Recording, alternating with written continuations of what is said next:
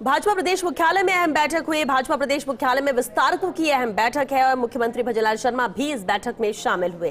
भाजपा के राष्ट्रीय महासचिव संगठन बीएल संतोष ने यहां पर मंत्र भी दिया। उनका मंत्र था भाजपा प्रदेश अध्यक्ष जोशी, सह प्रभारी विजया राहटकर भी इस दौरान मौजूद रही। बेहद अहम बैठक रही है। उप मुख्यमंत्री दिया कुमारी भी बैठक में शामिल हुई और बैठक में सभी विधानसभा क्षेत्रों के विस्तारक भी शामिल रहे। विस्तारकों की ये अहम बैठक रही है। चलिए सीधे रुक करते हैं बीजेपी मुख्यालय जयपुर का। सहयोगी विनोद सिंह चौहान हमारे साथ जुड़ चुके हैं। विनोद, बेहद अहम बैठक विस्तारकों की रही। मुख्यमंत्री भजनलाल शर्मा भी शामिल हुए। विस्तार से जानना चाहेंगे आपसे, बैठक में किन मुद्दों को लेकर चर्चा हुई?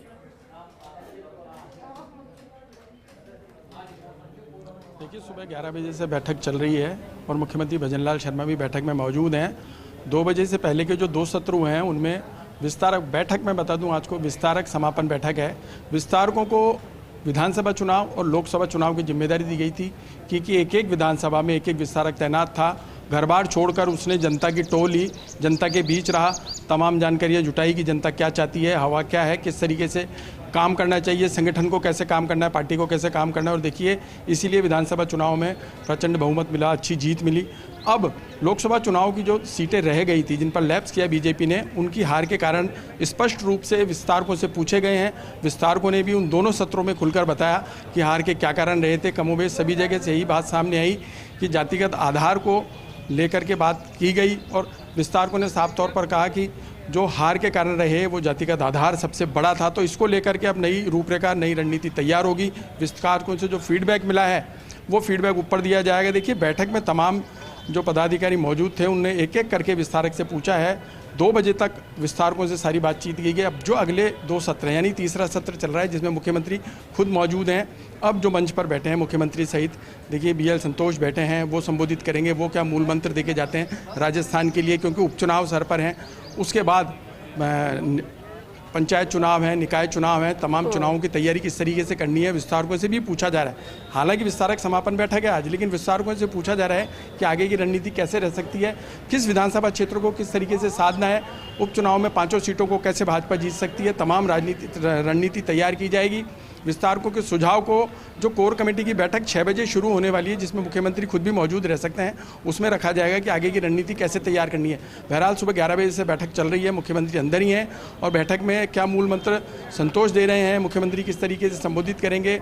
और देखिए, सबसे बड़ी बात यह है कि केंद्र की जो समर्थित योजनाएं हैं और राज्य की जो योजनाएं हैं, कहा गया है कि विस्तारकों को अब आप जन जन से मिलें, आम जन से मिलकर उनसे पूछें कि किन योजनाओं का लाभ मिल पा रहा है और क्या उनकी डिमांड है, किस तरीके से किसानों को लाभ मिल पा रहा है। तमाम चीज़ों को बताया जा रहा है, सुझाव लिए जा रहे हैं, चिंतन मंथन किया जा रहा है। 4:30 बजे तक ये बैठक चल सकती है। और बैठक से अभी उप मुख्यमंत्री दिया कुमारी बाहर निकली तो मीडिया से बातचीत में उन्होंने साफ तौर पर कहा कि हमें काम करने के लिए कम समय मिला, 1.5 से 2 महीने मिले, फिर लोकसभा चुनाव आ गए और अब हम फिर से उपचुनाव में जुट गए हैं। उन्होंने दावा किया है कि 5 की 5 सीटें भाजपा की झोली में आएगी। इसी के लिए रणनीति तैयार की जा रही है। विस्तारक को बताया है कि रीढ़ की हड्डी है, ये रीढ़ की हड्डी वो हड्डी है जो संगठन और पार्टी के लिए काम कर रही है और सबसे बढ़िया फीडबैक दे रही है। तो इनके फीडबैक के आधार पर अब उपचुनाव की तैयारी की जाएगी और तमाम चीज़ों का मंथन करके एक रोड मैप तैयार किया जाएगा कि अब किस लीग पर चलना है संगठन और सरकार को। बिल्कुल, लेकिन एक अहम बात ये भी जिससे आप जानकारी विनोद दे रहे हैं लगातार इस बैठक को लेकर, विस्तारकों के साथ ये बैठक अभी भी ये बैठक चल रही है,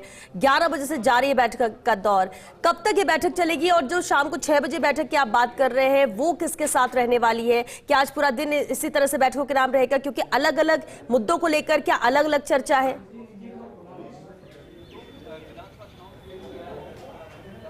देखिए, अभी तो दोनों जो पहले सत्र हुए थे 2 बजे तक, उनमें विस्तारकों से बातचीत की, उनका फीडबैक लिया गया।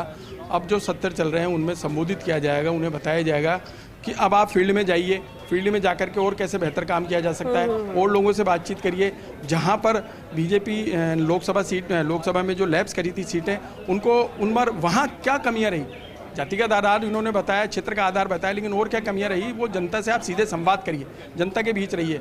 आप उस क्षेत्र के जो मंत्री हैं उस क्षेत्र वहाँ जाएंगे और तमाम लोगों की वहाँ ड्यूटी भी लगाई जाएगी। देखिए, जो दूसरे क्षेत्र के मंत्री हैं, विधायक हैं, उनको वहाँ भेजा जाएगा। तमाम तरह की चीज़ें चल रही हैं, लेकिन 6 बजे की बैठक अहम इसलिए है कि कोर कमेटी की बैठक में मुख्यमंत्री रहेंगे, सीपी जोशी रहेंगे और बीएल संतोष। देखिए, बीएल संतोष भी रह सकते हैं बैठक में, अभी उनका तय नहीं है। 6 से 7 लोग मंथन करेंगे। जो सुबह तक की चर्चा हुई है, जो पॉइंट्स तैयार हुए हैं, उनको लेकर के कोर कमेटी की बैठक में रखा जाएगा। फिर क्या नया रोड मैप तैयार होता है, क्या लक्ष्य तय होते हैं, किनको क्या जिम्मेदारी सौंपी जाएगी, किस तरीके से काम किया जाएगा, उपचुनाव में कहाँ क्या लगाना है, किसको लगाना है, ये सब चीज़ें तय की जाएंगी। तो 4:30 बजे तक ये बैठक चलेगी।